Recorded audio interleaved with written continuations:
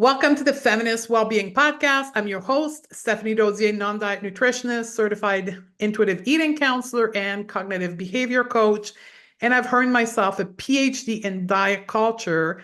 And at the age of 40, after graduating from a 25-year dieting career, I am here to guide you on how to feel damn good by reshaping your mind instead of your body. In this podcast episode, we're going to go deep. We're going to talk about the narrative around women's worth. We're going to talk about self-liberation. We're going to talk about the link between how women are thought about their body and how that fuels into their worth. We're going to talk about patriarchal conditioning. We're going to talk about all profound thing, and I want this to sit with you as literally a new narrative on how we're redefining self-worth for ourselves and for our collective as women. Now, this interview is a threesome. I actually was on the podcast of a colleague of mine, Dr. Lisa from WeShape, and Katie from WeShape as well. You have a podcast titled Feeling Lighter Podcast. And they're so good at asking profound, powerful questions. And I'm good at answering great questions like this. So we actually took the audio recording of their podcast, and I'm dropping it here for you to have access to it and learn from it and get into a discussion between you, your friends, perhaps even with me on social media of how we can reshape that narrative so we can liberate ourselves collectively and feel better today and help the next generation of women. So with that in mind, my podcast producer is going to blend in right now the recording of that interview with Dr. Lisa and Katie from WeShape, and enjoy that beautiful interview.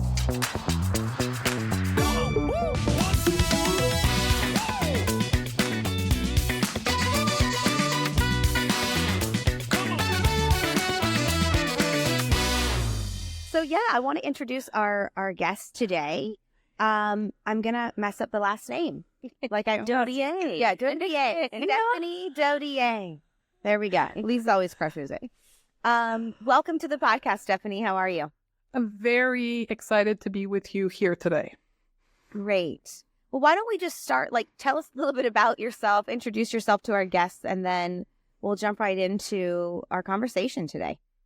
Absolutely. I'm a woman who spent 25 years deeply entrenched in diet culture. And today I have liberated myself from diet culture and help other women do the same. Clinical nutritionists specializing in body image and cognitive behavior coaching. Oh, yeah, I love it. Love that. Yeah. Love that. Love that. Well, what we're doing this time around in the podcast, we usually would ask this question at the end of the podcast in the past. And what we're doing now is we're asking it in the beginning so that we can take a deeper dive on what some of these shedding of these beliefs and some of these transformations that we go through internally. So we can just take a little bit of a deeper dive in that. So I'd love to start by asking you, what is a belief that you once had that you no longer have that has really just shifted and impacted your life in a really meaningful or significant way? I still have the memory of the moment I shifted that belief, which is my worth, my self-worth is something to be earned and maintained. And I still remember I was coaching with one of my coaches at the time, and I remember when that shifted in me was a full body sensation. I realized that all human beings, including me, no exception, were born worthy. And it changed my life. I mean, I think that we fear that, but how did you embody that? What do you think shifted? I've had people tell me that for a while, and I now feel it more, but how do you embody that? How do you believe that? For me, it came in the circumstance, most particularly of body image. Like, I had already done the acceptance around all bodies are worthy, but except mine. Mine was so different, so bad, that I was the exception to the rule. And the continued denial that I wasn't like everybody else maintained me in a struggle in accepting myself and my body. I think we do that a lot. It's easier to be kind. I tell my clients a lot too. It's easier to be kind to other people than it is to ourselves, which really seems backwards, right? Because I live with me all day, every day. So you would think coming home to myself and being kind to myself would be very easy, but it's not. And I think, it has a lot to do with, things I'm sure we'll talk about, but society, the patriarchy, capitalism. But it's very okay, especially for women, to say nice things about other people and their bodies, but say mean things about our own bodies, and to struggle with accepting compliments. That was something I had to learn when I went through this similar transformation of letting go of diet culture and accepting my body. It's being able to let someone say something nice about me and just saying thank you instead of saying, oh no, you don't mean what you're saying. This old thing. Like, oh no, I got so much more work to do, all these things. And there's something very liberating about just accepting it and being kind to yourself and opening up that space to be kind. So when you shifted, where was the first area of growth for you in regard to being kinder to yourself and recognizing your worth, and no longer, like, was there something you stopped doing that you used to do when you didn't believe you were worthy, or something you started doing, that you weren't doing before? What did that look like for you? For me, it's the word healing. So in this journey of changing my relationship to food and body, I was in the constant, there's always the next thing. There's always the next thing. Like, it was food, then the next thing it was body, and then the next thing was exercise. And it was always the next and the next thing, and allowing myself not to have anything else, which is part of this, like, I am enough. Right. I don't have to prove.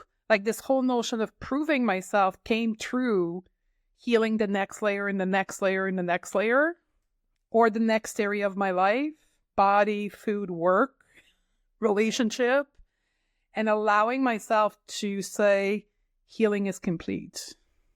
Okay, so that's deep to me, because I think we've talked about this a few times on the podcast, and because we're in a climate of like professional development, personal development, improving, the next course, the next certification, the next, energy class, like all these different things to be better, to be my most highest self. And I think there's beauty in that. But we turn ourselves into constant projects. And so that's been a part of my thing too. Like, I am not a constant project to be fixed. I am not, I don't have to be doing the very next thing. Like, what's next? What's next? So that's very powerful. I think our listeners will relate to that, maybe not know that they relate to that, because that whole concept of like being better, it's applauded. It's like, oh, look at you running further. Look at you getting another certification or degree. Look, it's like something to applaud people for. And it is a great, thing to achieve something, but also, why are we doing this? Like, what are we trying to earn our value again? And it can be repeated in diet culture, outside of diet culture. It's everywhere. It's everywhere. What are you doing this for? And then I get to a spot and then I go, oh, not me. I mean, and even if I could define who that was for, right. If if I get to the thing and then I do it for that person, am I really wanting to be in deep, authentic connection with someone who only finds my worth out of a certain condition? Absolutely not. Right. And I think that one of the things that has really helped me is deepening friendships that feel authentic, where I don't feel like I have anything to prove. Yeah. And when I see that I have these meaningful people in my life who love me when I have a good day, who love me when I fail, who love me when I'm happy, who love me when I'm sad, who love me when I'm angry, that's not an accepted emotion for women, right? Right. And so when I feel that, I go, oh, that's what I'm trying to get anyway. So then when I start going, I'm doing all this, I go, who are you doing it for? Because remember what authentic connection feels like with those friendships. That's what it feels like. You don't have to do anything. But it's so hard because we live in the world and we don't live in a cave. And there's just messages all the time that tell us you will be worthy when. And like running away from our problems or problems, I don't even know if that's the right word, but like running away from that idea that I am inherently worthy will always show up in that next thing. So I love that you say, like, I just stopped doing that. I just didn't let myself go to the next thing. And it's discovering all the pattern. As you say, I no longer heal, I am enough. Discovering all the pattern you created in your life to accommodate this thought that I am not enough and I have to earn my worth. And it's recognizing where everywhere it shows up. And for me, it was big in my business, like big in like overworking and over offering session time, cheaping. Okay. We all do that. Yeah. Oh, that's so glad. It's the patriarchy, right? It's the patriarchy because I'm raised as a woman and I identify as a woman in a world that is not made for me. So everywhere I go, I have to prove myself, not just with my body, but with business and money. And it develops all kinds of patterns everywhere. We were just talking literally last night. Yeah, we went to dinner last night. We were talking about all of that. And just that, like, even before we started, so I do this thing, like, in the company that I have, WeShape, where I say, okay, I know exactly what I want and the vision that I have. And then I double check with everyone to make sure they like it. and then I bend and mold like Gumby to make everybody feel really good about it. And even before we started this podcast, I said, we used to like film all these clips and do these promotional things. And I said, Lisa, do you really like doing that? And you're like, it's okay. I don't mind. I'm like, we don't like doing it. Just stop. Let's just stop doing it more. It's just this like, but I'm going to tell you something, Stephanie, because when people say that's not how business is run, when they tell you that, I go, oh, okay, I don't know. I'll do it your way. Exactly. And if we do it my way, then I'm bossy. But if I do it your way, you're a thought leader. And so it's like, can we just like say, I don't want to do it that way? Is that okay? Yeah. That's what I just did. I came off of a month off of work. Oh, wow. Never. So I've been in business. I have 2 businesses. This is the second business for 8 years. And I've never taken like complete off, no coaching, no clients, no nothing. And it revealed so much things I don't want to do anymore. And I don't do that. Yeah, I've never done that either. I am inspired by this. I think that is the next step, the journey. Oh my, and it was the discomfort. The first week was like anxiety riddles. I'm uncomfortable thinking about it. So there you go. Yeah. It was like anxious of doing nothing. And then it became uncomfortable of doing nothing because it's just something I'm not used to. And then in the last 2 weeks, it finally became comfortable. I'm like, I want more of this. How do I need to shape my business so I have more time off? And I would have never thought about how do I need to think about business to have more time off. I would not have allowed myself that question. And I think that like it does go back to the idea like you're allowed to break the rules. And because the rules weren't made for us anyway. So it's like you're allowed to break them. And I think that going back to what your belief was around I'm worthy regardless is the place that it has to start. Because if you don't inherently feel that, you will never feel like you're allowed to do it the way that you feel is best for you. You will always be following someone else's rule. But I want to ask an important question because I do think it's important to understand where those beliefs come from. So where did that belief for you come from that I am not worthy? Like, whose voice was that in your mind? Was it the culture? Was it a parent? Was it like, whose voice was that? Because we all know that's not your voice.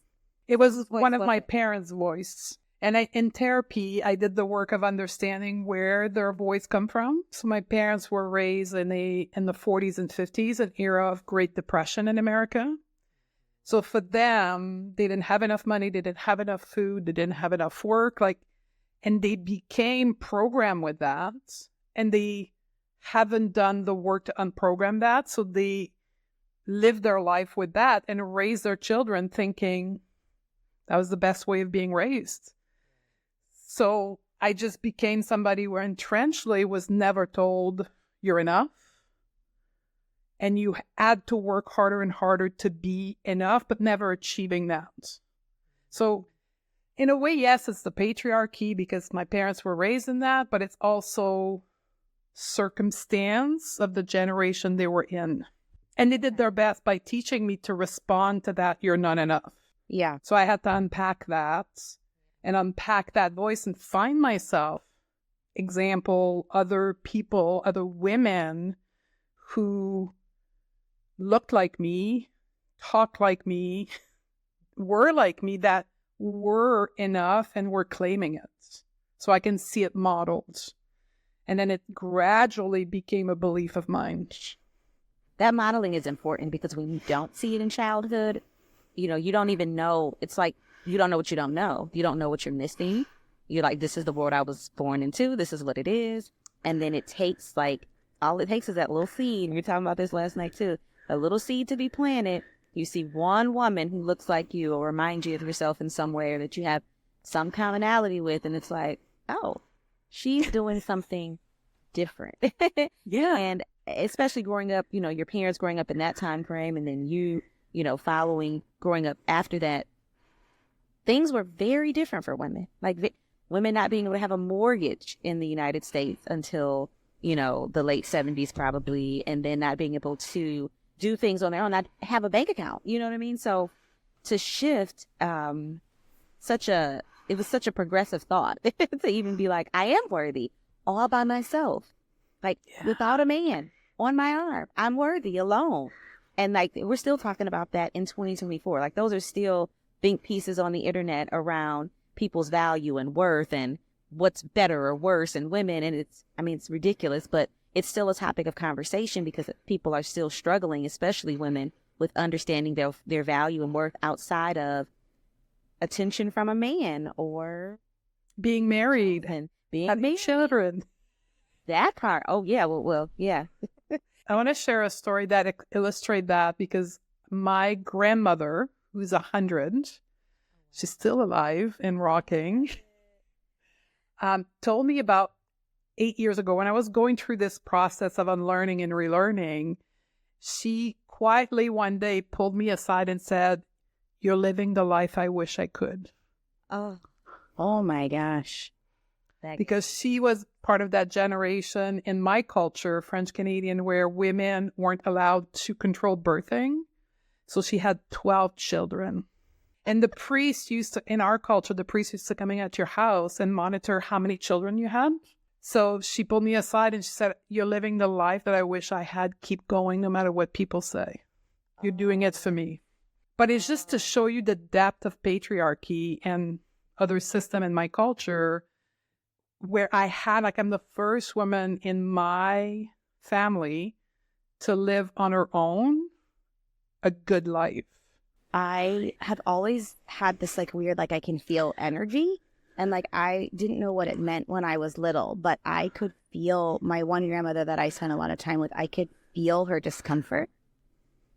And now I didn't actually realize it until I started going through my own journey of unsubscribing and understanding what the conditioning I was living out of, until I went, oh, that thing you were feeling with her was actually her total discomfort and stuckness because she didn't have a choice. And I'll share a quick story that might paint me in a crazy light, but I don't really care. Is that I went and did this Reiki session one time. I think I told Lisa about this. And I was with my friend. We're both in the same room, and the lady started with me. And in the session, each of my grandmothers came, and each were holding one of my feet at the bottom of the table. And it was like they were there. I was there. It was crazy. But I wasn't scared or anything that they were there. And they said the same thing to me. Keep going. You're doing this for us. Don't stop. It was a wild experience, but it felt incredibly real. And I feel like they didn't have a choice, and we do. And so what a gift. And I just really appreciate that story because it just really highlights how important it's important for all of us, even people who are here with us, my grandmothers who are no longer here with us, and for the people, our daughters behind us, the people in this room know, and now everyone listening will know, I'm in the middle of a divorce. And that story, very similar to something that I experienced, sitting in a meditative position. I started really going through the turmoil in the marriage and just trying to reconfigure my life. I started really, really being intentional about morning meditations. And so I can recall a meditation. All of my grandparents and parents are gone, so I don't have anyone left in that regard other than my aunt. And I remember sitting there meditating and just trying to listen. Like I just wanted some guidance, a download. And I saw this vision of my mom sitting next to me, my grandma sitting next to her, and then my dad's mom, who I didn't even have a real relationship with, kind of standing in the back. And I felt them pulling me and saying, it's okay. Like, you can go. And it was really the confirmation that I needed to know that divorce was going to be the best option for me. And it's really hard, especially my marriage started in my 20s. We were very much in the church. My husband was an ordained reverend. So it's very different to then say, okay, I'm just going to throw all this away and not be a married woman anymore. As a child, that is what I looked to for safety. I thought that was how you achieve success. You find a good husband. I mean, I went to school, of course, and got my own education, but you find a good husband, you have children, you have a family, you settle down. That depicts a lot of your worth and value. And so to then walk away from that felt extremely scary. It's like, taking a month off from work and you have to take care of yourself. It's like, wait, what am I doing? But even still going through it, like we're still going through the process, but I feel so much better, so much lighter. Like I'm going in the right direction. And I feel like the energy and the spirit of my mother and my grandmothers are with me. And they're like, you got this. Like, do this. This is important for you. You're honoring yourself. And I know people won't always see it like that, but that's not my job to convince anyone. Because it becomes more about your self-sacrifice to show up for what you think you should. Yeah. And then this work and the shift in perception and belief and discovering your worth then puts you in a place where we said last night, you can't go back. No. You can't. It's not even possible to go back. And then the act of self-betrayal, nothing can now break that. It's like, okay, yeah, it's probably not your first choice to have to go that way. Right. It's causing you a lot of stress and pain. But you know what? You're not going to betray yourself anymore. Oh. It's not an option. And so it's like you will always choose you. And that to me is the realest experience that you can have. And what were we told as little girls? You're selfish if you choose you. So, but guess what? That's a lie. And I do not betray myself anymore. Like when I get little micro self-betrayals, I'm like, damn you, Katie, why'd you do that shit? But it's like, it becomes like a non-negotiable of self-betrayal. It's like all the voices used to control and like puppeteer what you were supposed to do. And now you're like, hell no, I'm not doing that. And you don't, it's like, there's not even an apology for it. Look at how, like, because why? And this, I think this speaks to your story. Like, you're breaking the rule. Yeah. Like, how does it feel like to be like a rule breaker? Or like my friend Nedra calls it, a cycle breaker, really. Yeah. That's what you're doing. Yeah. Highly uncomfortable at the beginning as you break the cycle, as you go through the shift, I call it, like as you're going through your divorce right now, highly uncomfortable. But now it's my joy. It's my pride. It's my silver horse. I'm like, when you say like, I can't betray myself anymore, doing what I used to do is not even something I can imagine. I'm not even considering it because it feels highly, I don't want to use the word disgusting, but ugly. Yeah, something that's like, ugh, can't think even about doing that. And I want to give an example also with health, because I live in a fat body. And when I came back from my month off, I went very far away. So I did a 33-hour airplane ride to get to where I was going to where I was from.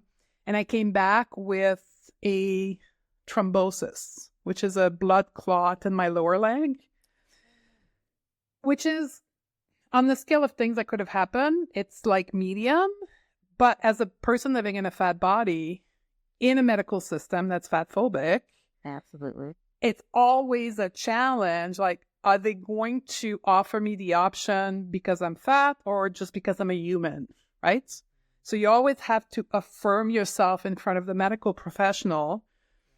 And I was thinking about that, like, as I was waiting in the hospital, like, if they tell me I have to lose weight, like, it's not even possible for me. What would you say? Would you even do it? I'm like, it's not even, like, I'm like, no, it's not even something I would consider. Right. Even if somebody tell me you're going to die, I'm like, well, let's die because I ain't going back on a diet. Absolutely. Yeah. I think it's a great example of, like, the shift is complete. Like, it's no longer part of you. Yeah. It's no longer even, like you said, on your option list. It's like, Yeah. what? We're not doing it. No, we're not. Like, give me other option because otherwise I'm going to walk away with that thrombosis in my leg. Exactly. Which, to be very clear, and I know this is our first time meeting, Stephanie, but I am a physical therapist and I do weight and size inclusive care and I do body image coaching for people, and it's trauma informed and anti-diet. And I'm starting to do more advocacy in the medical field because I have patients who can't get major, life-altering medical procedures like total knee replacements, total hip replacements, because their BMI is too high. And we know what the research is on the BMI. We know it's stupid. We know it shouldn't even be used in modern medical care, but we still use it and we deny people medical services. Yep. We're doing harm as a medical system. And our medical system is very fat phobic and stigmatizes people in large bodies. And so I spend a lot of time empowering my clients to say, hey, excuse me, what treatment options would you give someone in a thinner body with these same concerns? What would you say to them? Because I need those treatment options. I don't want to hear about your weight loss, the drug that you're going to get some, kickbacks for if you refer me to, write me a prescription for. I don't want any of that. I don't want you to tell me, lazy medicine, just lose some weight and it'll get better, because the research is clear on that. Nothing just becomes better because you lost weight. If that were the case, people who got liposuction would get up and their knees would feel fine. They wouldn't have sleep apnea. They wouldn't have, congestive heart failure. That's not how it works. That's not how our bodies work. So that piece is very powerful. But when it no longer becomes an option for you, when you're like, I'm not doing it, it doesn't matter what you say to me. And I can respect your medical degree and your experience and your expertise, but you're not respecting me as the only person who's ever lived in this body, because I'm the expert of that. And so we can't work together. So I tell people to get new doctors. There's a website I always refer people to, Dr. Asher Larmy's NoWay.org, and Way is WEIGH.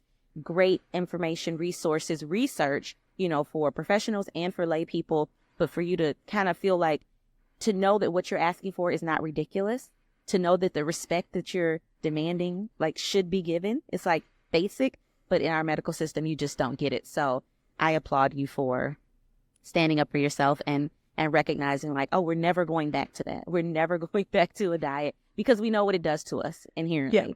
And it speaks to us less, valuing ourselves less as well. So, and I think that's where when somebody's listening to this and they're doing their own work, always think about, how am I going to shift my belief and my mindset? Because as people raised in patriarchy as one of the many systems, our mindset needs to change also and upgrade so we can have these boundaries and these hard conversations that we're not afraid of affirming ourselves. And for that to be expressed, there's a lot of inner work in our brain that needs to happen to unlearn all the submissive behavior as women in patriarchy we have learned to embody. We've learned to put that on a pedestal. I feel like growing up, the idea was that the more submissive a woman was, the more desirable she would be. And you can have your degrees in education, but you still better submit to this man, young lady. That's what I remember feeling. And I didn't get this from my mom. Let me say that. My mom was a bit of a rebel. She didn't buy into this shit as much. But I was raised in the church, and the church is very clear on that. And then on the other side of, being extremely submissive was this idea that you had to be selfless. Yeah. It's like as selfless as possible. And my grandmother, God rest her soul, amazing woman, but I watched her work herself, like, to the point of exhaustion, to not only raise her children, but to then raise her daughter's children, and, to look after this husband who was extremely abusive to her. And she just did it day in and day out. And And I remember thinking, and I realized as she got older, she didn't have friends. And she did lean into the church and her spiritual community, which I know helped and sustained her in many ways, but also in some ways kept her very oppressed. So I just remember thinking, like, I don't want my kids to call me selfless. And I wrote a blog on that, literally, because I was like, I don't want them to be like, Mom was so selfless. She just took care of it. I'm like, because I'm raising 2 daughters and a son, and I don't want them to ever think that that is your way to success and worthiness, to just give yourself up to the world and to everybody around you and have nothing left for yourself. So my kids know, and now they are advocates for that, and they support me in that. My 13-year-old daughter, I'm like, oh, I wanted to go out, but, the kids, she's like, Mommy, we're fine. Go have fun. She's like, leave. Go have fun with your friends. It's important. And she speaks to me the word that I was speaking, before. And so it's really empowering to see the shift happening with the next generation of women, of men, so that they understand the importance of caring for yourself and loving on yourself and not being so selfless that there's nothing left for you. I don't buy into that. But yes, submission and selflessness, those are the 2 things. Like, I'm not really adopting those. Those will never be my words for the year. Well, and I think that there's this cycle that happens that I've noticed in myself that is just the patriarchy in a different way, which is, okay, I see my worth and I see my value and I see where I have been made small. And now it's my job to educate the people who are participating in that system so that they can validate that I need that and that I deserve that. But I don't have to, that's just that again. Right. My friend told me the other day, like, you could just like drop the rope and like be like, oh, this is my decision and just move on. Like, you don't have to like get people to agree with you in order. It's like, do you see how it's just the same thing? It's like, okay, well, now we figured it out and I have the evidence to show the patriarchy exists and this is the way it's coming out in these nuanced ways, in these subconscious ways, and now we know, so we can all change and everyone's on board, right? And the people who benefit the most are like, absolutely not. I'm not on board. I'm not open to that. And then I'm like, oh, I guess I have to stay over here then. It's like, actually, that's just that still happening. You could just, and so I have to learn for myself, one of my biggest pieces right now in my current day life is to not give my energy to trying to convince other people that this is why we should unsubscribe from that. It's, well, okay, I accept your belief. And I think about, I have 100 units of energy a day. And I had to ask myself a couple weeks ago, how many units are you giving away to convince others that your decisions and beliefs and behaviors and rule breaking and this and that, there's reason, there's evidence, there's data. No. But live and let live. You can live your belief, and I'm going to just not, because that's still giving energy and power away. I want to say it's the phase of healing. Yeah. When you can truly witness the resistance and not react. That's some black belt spiritual shit right there. Here's an example. Social media. The whole time you were giving your example is like, I often use my body, like I'll post reels of me in the bathing suit and my fat body. And then you have the white men coming in and telling me how awful this is, right? And I used to argue with them. Now I do one thing, block, delete. No shame in the game. Block, delete, block, delete. I have no time to give to you. We're going to label this episode block and delete. Let's take note of that. Block and delete. I want to add one more thing to your list. Submission, I think you talked about. The one for me that is big, particularly with body image, because that's my world, is the safety of conformity. So let's think about that in the context of weight loss and diet culture and body image. When people tell me, but I felt so much more confident when I was smaller, what I hear is when I was conforming to the expectation of my body as a woman, I felt safer from those people in the comment section or people judging you. Compliance is safety. So when we live in the world of patriarchy, for an example, not being submissive is unsafe. We have to learn to create the inner safety because we'll never get it from the outside. That's such a great point. You're right. It is about safety. Every time we break free from one of these, oppressive tools or systems, we are putting ourselves in a position where we are less safe. We are absolutely less safe. And that can be physical safety, emotional safety, all of the categories. So creating that safety is important because we all want to be safe. Everybody, that's an innate human desire, like safety. We want safety. So it makes sense. And it's also how I keep myself from judging people when they're still in that world, when they're still, because I get it. I was there, and judgment wouldn't have helped me. So, reserving that judgment and recognizing like people are just trying to seek safety. They're just trying to feel good. They're trying to feel better about themselves. This idea that like, oh, when I was in a smaller body, I felt more confident, probably seeking, getting more validation, less mean comments, less mean words. Who doesn't want that? That feels like a better life. But really what you're doing is betraying yourself. And in order to make yourself fit in and look a certain way and conform to whatever society says is for us. And it's just not it. So this is definitely not the path of least resistance, like near and clear, like purposely taking the path of more resistance. And it's hard and it's scary and it's uncomfortable. It's disconcerting. But the beauty on the other side of it, the liberation on the other side of it is worth it. I call it worthy work. This is worthy. Ooh, I love work. that. Like we are doing work that it matters. It changes everything. And I used to think that the worst pain was the rejection, and now the worst pain is self-betrayal.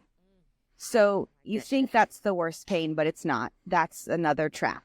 Once you break free from it, the self-betrayal is so much worse. So that's why I said you can't go back. There's no going back because it's so much more painful than conforming at that point. So, well, we could talk to you forever, Stephanie. I know. We have to go. We wish we didn't. Can you tell our guests where they can find you and the amazing work you're doing? Absolutely. So the easiest way on the podcast is to go to your app and look for Beyond the Food Podcasts. It's been running for 7 years. You will find more than almost 400 episodes now on all topics: body, food, mindset, feminism, or my website, stephaniedote.com. And I offer all kinds of services for women on food and body image and health and mindset and business as well, feminist business. So that's where you can find me. Thank you so much. We'll put all of that in the show notes and block and delete, everyone. Yes. We'll end the episode with that. Thank you so much, Stephanie. We really loved having you. Thank you.